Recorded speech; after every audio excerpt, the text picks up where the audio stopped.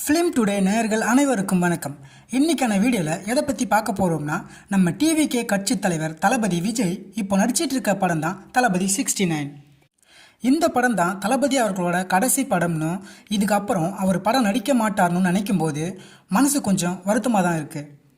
இந்த தளபதி 69 தான் அவரோட கடைசி படங்கிறதுனால ரசிகர்கள் மத்தியிலையும் மக்கள் மத்தியிலையும் இந்த படத்துக்கு மிகப்பெரிய எதிர்பார்ப்பு.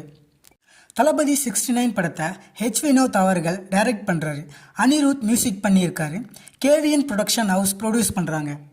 இதெல்லாம் ஒரு பக்கம் இருக்க, ரசிகர்கள் மத்தியில் குண்டு தூக்கி போடுற மாதிரி ஒரு நியூஸ் என்னன்னா, தளபதி 69 ஒரு ரீமேக் படம்னு. எந்த படத்தோட ரீமேக்னா, 2023 ரிலீஸ் ஆன நம்ம கிரிஞ்சி ஸ்டார் பாலையா நடித்த பகவந்த் கேசரி படத்தோட அஃபிஷியல் ரீமேக்னு ஒரு செய்தி சொல்கிறாங்க. தளபதியோட ரசிகர்கள் எல்லாருமே, அண்ணா வினோத் அண்ணா அப்படி மட்டும் பண்ணிடாதண்ணா, தளபதியோட கடைசி படம்னா, தயவு செஞ்சு இந்த படத்தை தப்பாக மட்டும் பண்ணிடாதண்ணா அப்படின்னு ரசிகர்கள் சோஷியல் மீடியாவில் கதறிட்டு வராங்க. இப்போ வந்திருக்க அப்டேட் என்னென்னா, ஏதோ ஒரு பீச்சில் 2 days முன்னாடி 69 படத்தோட ஷூட்டிங் நடந்திருக்கு. அந்த படத்தோட ஹீரோயின் பூஜா ஹெக்டே தளபதி காலம் அவங்க காலம் தெரிகிற மாதிரி ஃபோட்டோ போட்டு ஷூட்டிங் கம்ப்ளீட்னு கேப்ஷன் போட்டிருக்காங்க. இதில் இருந்து என்ன தெரியுதுன்னா, தளபதி 69 படத்தோட ஃபர்ஸ்ட் ஷெடியூல் ஷூட் முடிஞ்சிருச்சு அப்படின்னும், செகண்ட் ஷெடியூல் 2025 ஸ்டார்ட் ஆகும்னு தெரியுது. மேபி டிசம்பர் 31 தளபதி 69 படத்தோட ஃபர்ஸ்ட் லுக் ரிலீஸ் ஆக போகிறதா சொல்லியிருக்காங்க.